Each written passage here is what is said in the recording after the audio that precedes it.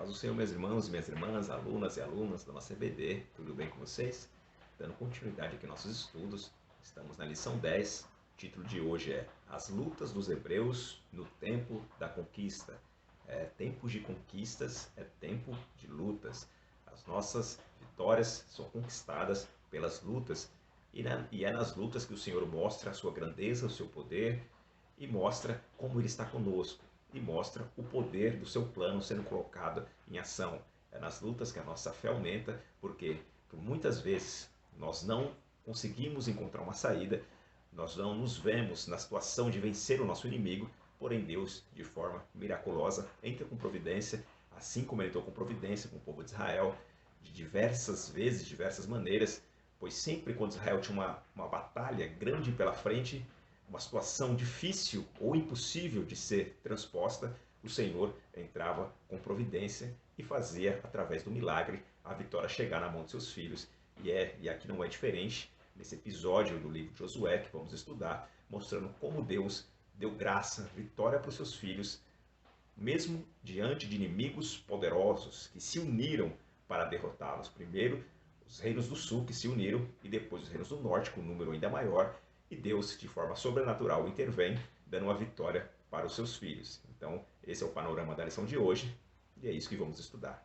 A lição, já de início, destaca aqui o Salmo 44, que mostra como os judeus tinham plena consciência que as suas grandes vitórias militares do passado sempre foram pelas mãos poderosas de Deus. O Salmo 44 diz: Ó Deus, nós ouvimos com os nossos ouvidos, e nossos pais nos têm contados, os feitos que realizastes em seus dias, nos tempos da antiguidade, como expeliste as nações com a tua mão, e aos nossos pais plantastes, como afligiste os povos, e aos nossos pais alargastes, pois não conquistaram a terra pela sua espada, nem o seu braço salvou, e sim a sua destra, o teu braço, e a tua luz, e a luz da tua face, porquanto te agradaste deles. Veja, por mais que os hebreus ali, os judeus, lutassem com suas espadas, por mais ali que o seu braço estivesse na guerra, mas é nítido, é claro, estudando a lição, estudando o próprio livro, que as vitórias dadas por Deus a Israel não foi meramente por esforço humano, mas sim por intervenção divina, por estratégia divina, e até Deus se utiliza da natureza, que é uma ferramenta dele, para trazer a vitória para os seus filhos. Então, Israel sempre teve essa convicção de que se eles estavam aonde estavam, naquela terra próspera, é porque o Senhor tinha feito milagres e proezas na vida deles. E assim nas nossas vidas também, meus irmãos. Se olhar para trás na sua vida, com certeza você vai ver a mão poderosa de Deus te guiando em momentos difíceis, em momentos complicados. E com certeza, nos desafios que virão na sua vida, Deus sempre estará contigo e sempre dará uma estratégia para você combater e vencer o inimigo que se apresente na sua frente. Nós não sabemos como Deus vem, mas a nossa certeza é que Ele vem e sempre tem uma porta de escape para seus filhos. E na prova e na luta, Ele nos prova e nos aprova, e com certeza nos dá vitórias, conquistas através dessas lutas. Como os hebreus, aqui o título da lição, as lutas, elas também fazem parte do tempo da conquista, porque é através das lutas que as conquistas vêm nas nossas vidas. Então, continuando aqui nossos estudos, nossa análise aqui na lição, tópico 1, nós temos os reinos do sul. Aqui já falar da confederação de reis aí que surge do sul para se levantar contra o povo de Deus. Nós vimos na lição passada que os gibeonitas ali, de uma forma estratégica, conseguiram ali se alinhar ao povo judeu, né? Naquela cena que eles criaram ali, e fizeram com que Josué se unissem a eles, e Deus recebeu essa união, e a partir de agora, porque Josué fez aquela aliança com eles, eles estavam comprometidos em ajudar. Então, quando os reis do sul, a confederação do sul, soube dessa união entre Israel e os gibeonitas, se formaram ali aquela aliança liderada pelo rei de Jerusalém, e subiram contra o povo gibeonita para fazer-lhe oposição, fazer guerra, para tentar barrar o crescimento dos judeus, barrar a ascensão do povo judeu, que por um lado venciam com mão poderosa, venciam na espada, pelo poder de Deus, pela misericórdia do Senhor, mas os inimigos viam eles como guerreiros, homens que, por mais que primeiramente eles não dessem muita credibilidade, mas depois que ouviram que o povo de Israel destruiu uma muralha, depois que eles viram e ouviram que eles tomaram Jericó, que eles venceram o povo de Ai, com certeza, para eles, Israel estava se tornando um perigo iminente e a sua influência na região e a sua força estava crescendo cada vez mais. Então, para tentar cortar o mal pela raiz, esses reis se unem e ficam sabendo da aliança que passou a existir entre os israelitas e os gibeonitas, e ali eles tentam frear essa crescente, declarando guerra ao recém-aliado de Israel, os gibeonitas. E como Josué havia prometido aliança com os gibeonitas, para Deus, a palavra, o concerto, a aliança feita entre duas pessoas, entre dois povos, ela tem que ser levada ao pé da letra, porque um homem de Deus, uma mulher de Deus, tem que ter palavra, mesmo quando a sua palavra muitas vezes lhe leva para uma situação difícil, uma situação complicada, como aqui de Josué. A palavra dele empenhada fez com que Israel agora se envolvesse numa guerra que a princípio não era sua. Mas veja, no Salmos capítulo 15, verso 4, esse salmo, aquele salmo que fala que Davi pergunta para Deus quem habitará no seu santo monte.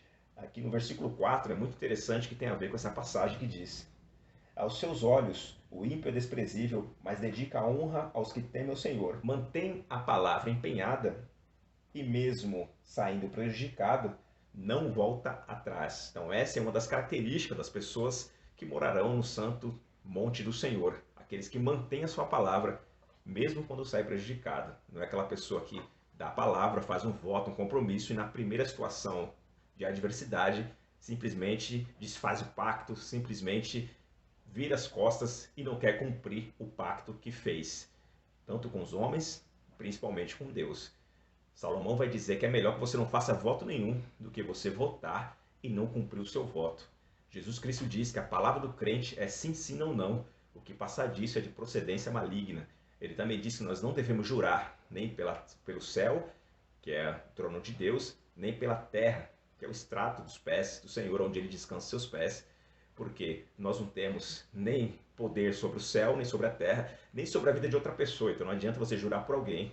Na verdade, quem jura mente, porque quando você está jurando, você está querendo colocar ali como garantia algo que não está ao seu poder. Então a palavra do cristão tem que ser sim, sim, não, não. E quando ele faz um trato, tem que cumprir até o final. Por isso que Deus se agradou aqui da oposição de Josué, do povo de Israel, de ir para a batalha defender o seu recém-aliado, porque eles haviam prometido que assim sucederiam. Então, quando esses reis ficam sabendo dessa aliança, eles tentam lhe barrar. E por mais que eles tivessem ouvido dos grandes feitos de Deus, ao invés de trazer temor ao seu coração daquele povo e arrependimento, pelo contrário, eles ficaram ainda mais irados e tentaram ali, de forma militar, tentaram de uma forma traiçoeira, acabar com a crescente ali de Israel na região e declararam guerra. Mas o Senhor, de forma miraculosa, interveio e mais uma vez deu a vitória para o seu povo, usando a natureza ao seu favor. Veja que não foi Israel que declarou guerra para aqueles reis,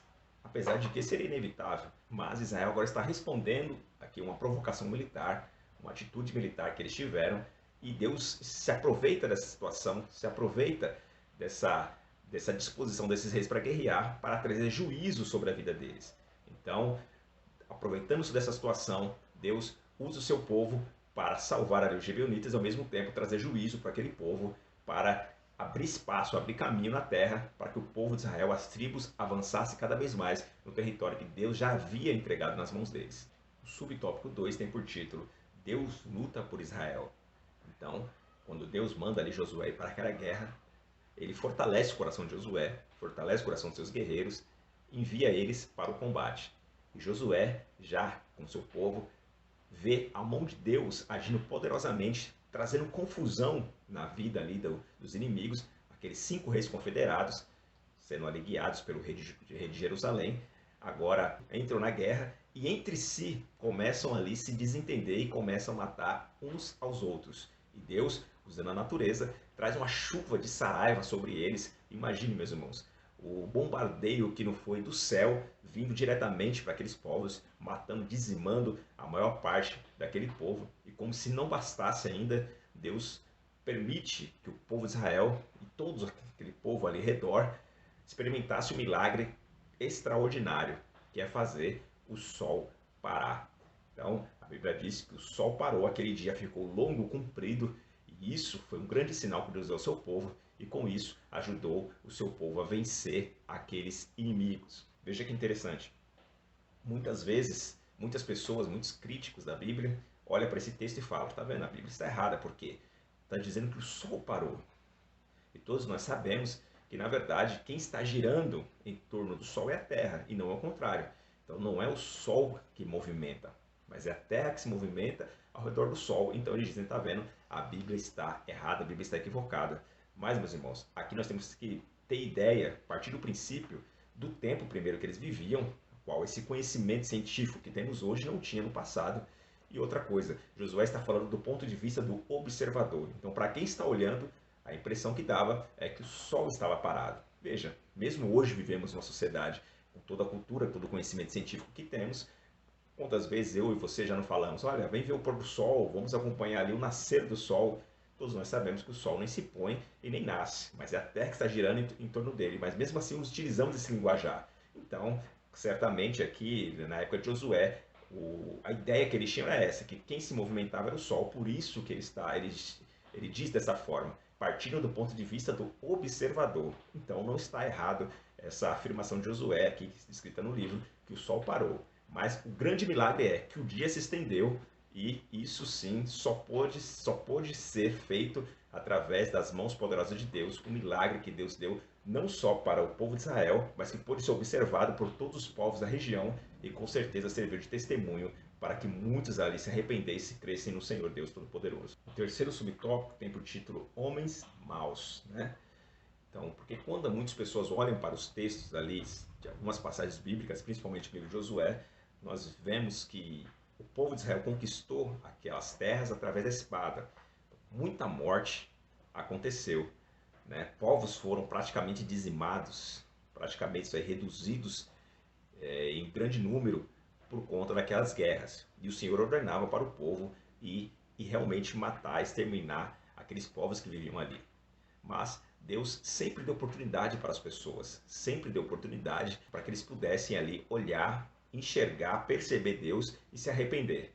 Veja, como nós já falamos nas primeiras lições, a própria Raabe, ela ouviu falar dos grandes feitos do Senhor, do Mar Vermelho, do povo saindo do Egito como uma poderosa, e ela se converte, porque ela mesma dá testemunho para os espias que ela tinha ouvido falar dos grandes feitos do Senhor, e ela estava acreditando, ela tinha certeza que Deus entregaria o seu povo na mão dos judeus, e ela disse que todos os habitantes ali já estavam com o coração desmaiado, ou seja, cada milagre que Deus permitia o seu povo experimentar, a cada intervenção divina de Deus de forma poderosa nas guerras e outras situações, como abrir o Mar Vermelho, como enviar comida para o seu povo, tantos outros milagres, tudo isso era testemunho para que outros povos vissem e se arrependessem. Então, quem sabe no meio desses povos todos aí que foram atacados pelos judeus, pelos israelitas, muitas pessoas não se converteram. Não sabemos, mas de fato, Deus, ele dá oportunidade. Eu creio que se ele deu esses milagres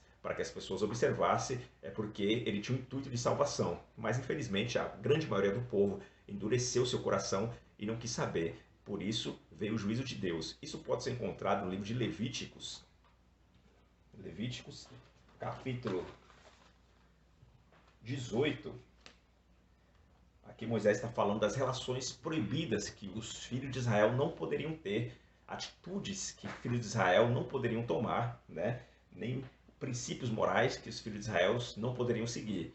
E eles citam, Moisés cita esses princípios, esses valores, esses costumes, mostrando que o povo cananeu, o povo da região de Canaã, que seria a terra prometida, que é onde está sendo o palco dessa batalha, eles tinham essa prática por comum, mas o povo de Israel não poderia imitar. Quais são essas práticas? Vemos aqui no versículo 6, 18:6. Nenhum de vós se envolverá sexualmente com a sua parenta próxima, como o povo de Canaã tinha o costume de fazer. O 7. Não descobrirás a nudez do teu pai. nem a nudez da sua mãe. Veja, como o povo de Canaã tinha costume de fazer. Não descobrirás, no 9, a nudez da tua irmã. No 10, não descobrirás a nudez da filha do teu filho. O 11, não descobrirás a nudez da filha da tua mulher. E por aí vai, versículo por versículo, Moisés falando que o povo não poderia cometer aqueles atos como o povo cananeu cometia. Aqui no versículo 20, não te deitará com a mulher do teu próximo, para que não te tornes impuro. 21, não entregarás o teu filho para serem sacrificados no fogo ao deus Moloque. Ora, isso seria profanar o santo nome do Senhor Deus, eu sou o Senhor. Então veja que os povos daquela região, além de serem idólatras, além de serem moralmente corrompidos por conta desses costumes aqui, que eu elenquei aqui, que está nos versículos aqui do livro de Levítico, ainda por cima, eles entregavam seus filhos a Moloque. Então veja, a paciência de Deus, a misericórdia de Deus foi extrema com esse povo, ao ponto do cálice da ira de Deus ir se enchendo ponto a ponto, Deus revelando a sua glória para eles, mesmo assim eles não deram ouvidos, e por isso veio o castigo justo, puro, contra aquele povo. Então nós não devemos nos chocar quando analisamos aqui, vemos a história, como Deus permitiu ali o ataque feroz contra aqueles povos, porque realmente a oportunidade foi dada e eles não obedeceram. E outras pessoas vão dizer, mas moralmente isso é errado, como Deus que fala para não matar, um dos mandamentos é não matarás, e ele ordena a matança. Meus irmãos, porque Deus, ele tem propósitos. E Deus, ele não está preso no mesmo código de moral, no mesmo código moral que nós. O código que ele estabeleceu para a humanidade, ele não está preso nesse código, ele está acima desse código. As determinações que Deus deu para a humanidade, ele não se aplica a ele, porque ele é quem criou. Então, eles têm um propósito de todas as coisas, ele sabe por que está fazendo. Vou dar aqui um exemplo simples, muito simples, mas talvez ajude a compreender um pouco mais essa questão. Pensa no seu pai, na sua mãe, muitas vezes colocou regras para você. Por exemplo, dizendo, não chegue em casa depois das 10 da noite.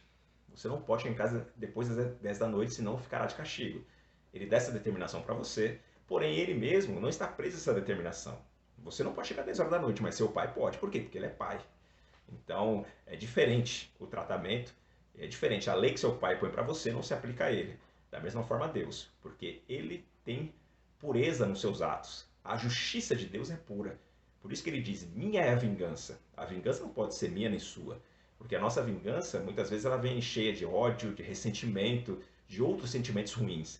A vingança de Deus não, ela é pura, ela é justa. Né? E a vingança de Deus, ela não vem antes da misericórdia.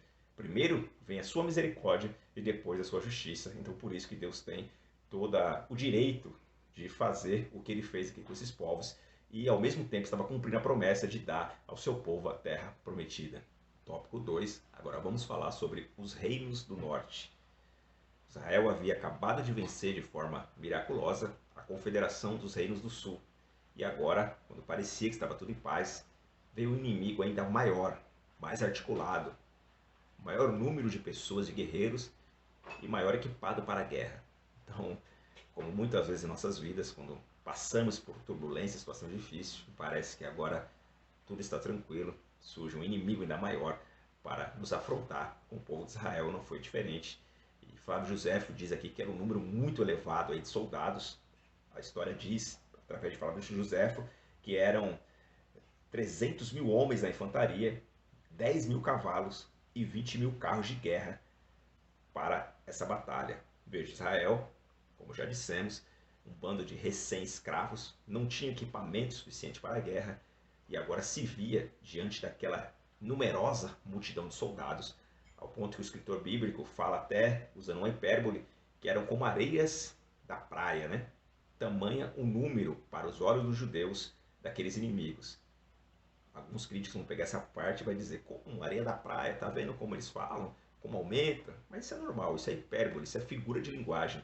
Da mesma forma nós, por exemplo, você pode dizer, olha, todo mundo foi no culto de domingo que marcamos, todo mundo foi no culto dos jovens, ou na sua festa, todo mundo foi na minha festa. Obviamente que não é o mundo inteiro que não cabe, nem na sua igreja, nem na sua casa, mas todo mundo que você convidou estava lá. ou todos os membros estavam participando. Então, é uma figura de linguagem, uma hipérbole, e isso você pode encontrar muito na Bíblia Sagrada. Você vai se deparar muitas vezes com essa figura de linguagem, não só com a hipérbole, mas como também expressões idiomáticas, ou seja, expressões do idioma que muitas vezes não faz sentido em outro idioma, mas que relata ali uma situação que está ocorrendo. Por exemplo, quando alguém na nossa cultura faz alguma coisa com a intenção de fazer o mal e aquele mal se volta contra ela, a expressão que nós utilizamos é fulano deu um tiro no pé, né? Ou quando você está com muita fome, você fala eu estou com a barriga nas costas, estou morrendo de fome.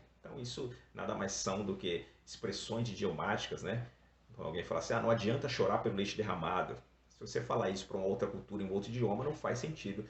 Mas para nós sabemos que não adianta chorar por leite derramado, ou seja, o que passou, passou, não tem mais o que fazer. Então, algumas expressões idiomáticas também tem na Bíblia Sagrada, na cultura judaica, por isso que muitos dizem que a Bíblia não é só para ser lida, mas para ser estudada, porque aí você consegue entender o significado das situações, de alguns versículos, de algumas passagens, e consegue compreender melhor a mensagem que o livro traz, que a história está trazendo.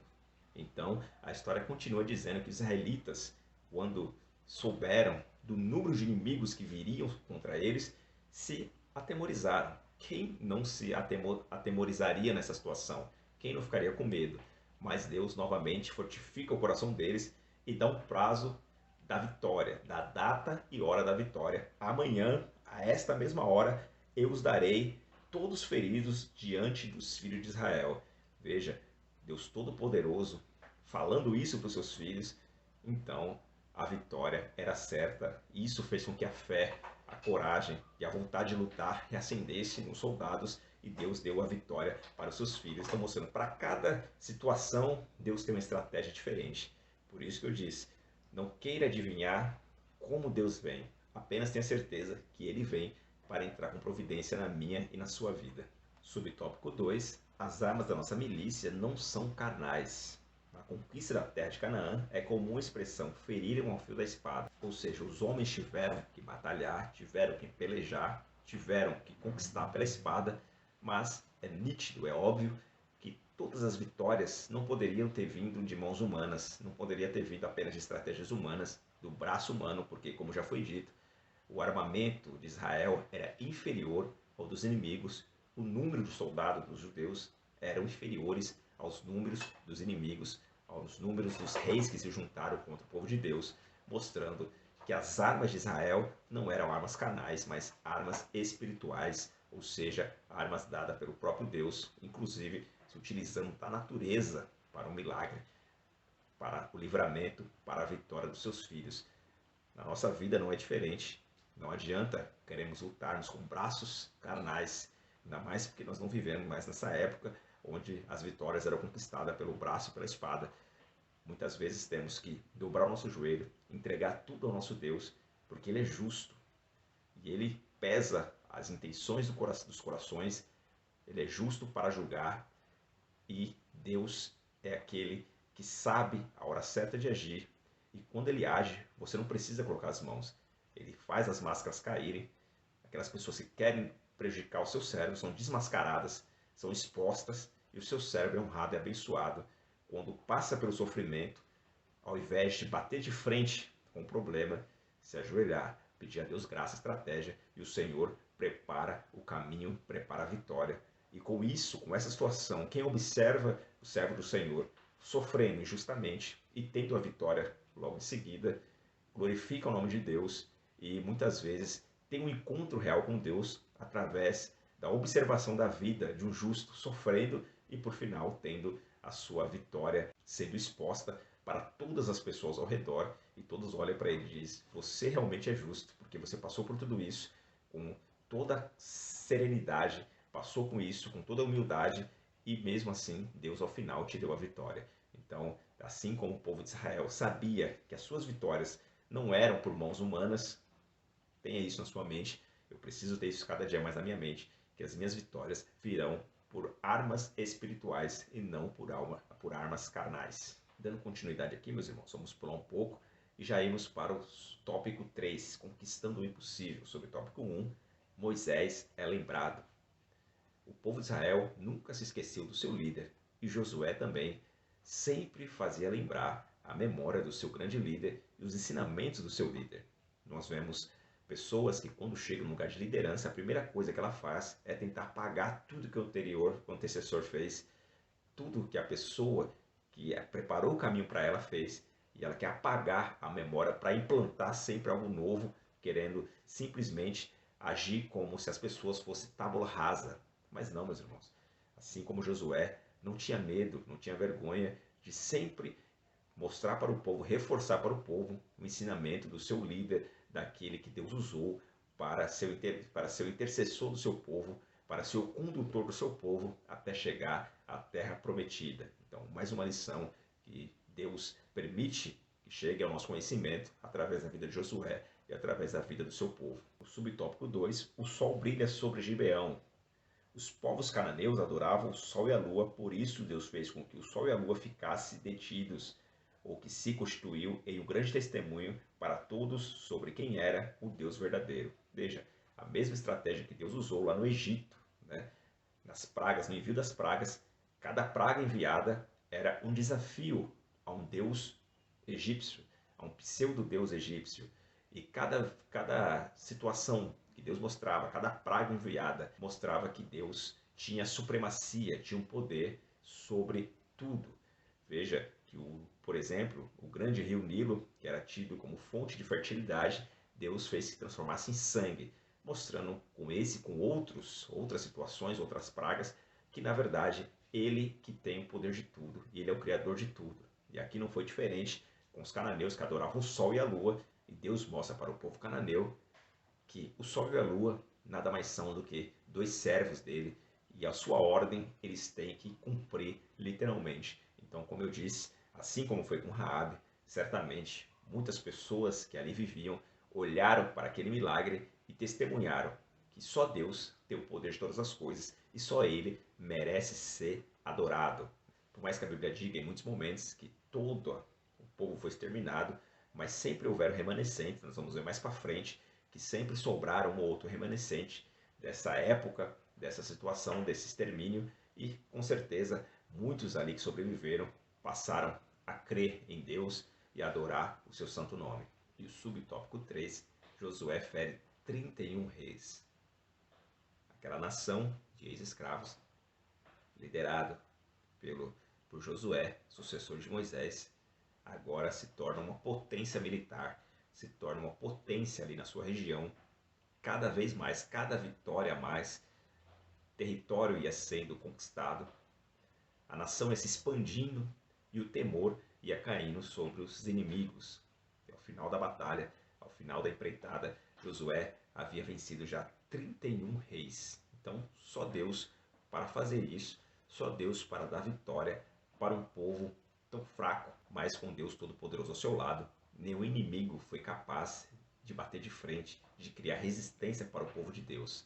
Então, meus irmãos, aquela velha história, aquele velho ditado, você e Deus é maioria, porque Deus é o Todo-Poderoso. E não tem anjos, não tem principados, não tem Satanás que pode se opor, se colocar na frente do plano de Deus, se colocar na frente quando Deus quer agir. Ninguém pode impedir. Então, como podemos ver aqui na lição, depois de vermos todas essas lutas enfrentadas pelos hebreus, compreendemos porque Deus tinha dito a Josué que ele deveria ser forte e corajoso, porque realmente, humanamente falando, seria impossível toda essa conquista, seria impossível essas vitórias, seria impossível a concretização dessas promessas.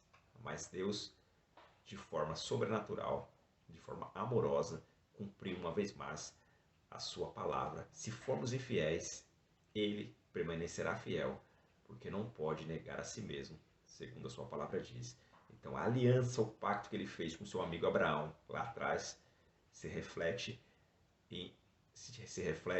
na conquista da terra prometida, se reflete nas vitórias conquistadas pelo povo hebreu. Então, isso só nos dá motivo para glorificar o nome do Senhor e ter certeza que o mesmo Deus que agiu lá no passado é o mesmo Deus que age na minha e na sua vida, para darmos vitória, para glorificarmos o seu nome e para servirmos de testemunho que só Ele é Deus e só Ele tem o poder de salvar. E essa vitória foi um marco na vida dos hebreus, trouxe maturidade como nação, unidade como povo e unidade religiosa, unidade de entender que Deus trouxe o povo até ali. Então o povo agora estava cada vez mais se tornando uma nação forte, poderosa, com história, com raiz.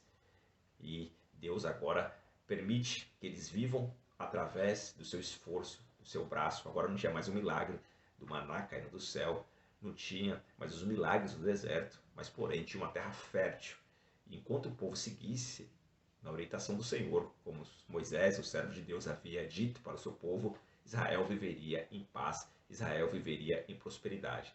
Infelizmente, a história nos mostra que Israel, por muitas vezes ali, se extraviou do caminho que Deus deu para eles, do caminho que Deus orientou a eles. Mas enquanto estiveram fiéis ao Senhor, aproveitaram do melhor da terra. Então, essa é mais uma grande lição para nossas vidas: seguir o que a palavra de Deus diz, o manual do usuário. Nós, brasileiros, não temos muito costume de olhar o manual, né? Você compra um aparelho, celular, qualquer outro aparelho eletrônico, vem com o manual e muitas vezes ignoramos o manual, achando que nós, por nosso próprio conhecimento, conseguimos entender aquele aparelho e usufruir o melhor dele. Geralmente, quando você não se utiliza o manual, você deixa de usufruir de muitas características, de muitas coisas que aquele aparelho tem e você nem sabia que tem. Então, é possível o homem viver sem a Bíblia, sem os preceitos do Senhor, mas com certeza, quem lê a palavra do Senhor, quem tem ela como manual, certamente vai usufruir as bênçãos de Deus e vai viver o melhor que Deus tem para a sua vida e vai viver uma vida plena em abundância, mesmo passando por sofrimentos, mesmo tendo lutas, mas tendo certeza que das lutas vêm as conquistas. Amém, meus irmãos? Essa foi a aula de hoje. Deus abençoe a vida de cada um dos irmãos. Nos vemos nos próximos vídeos.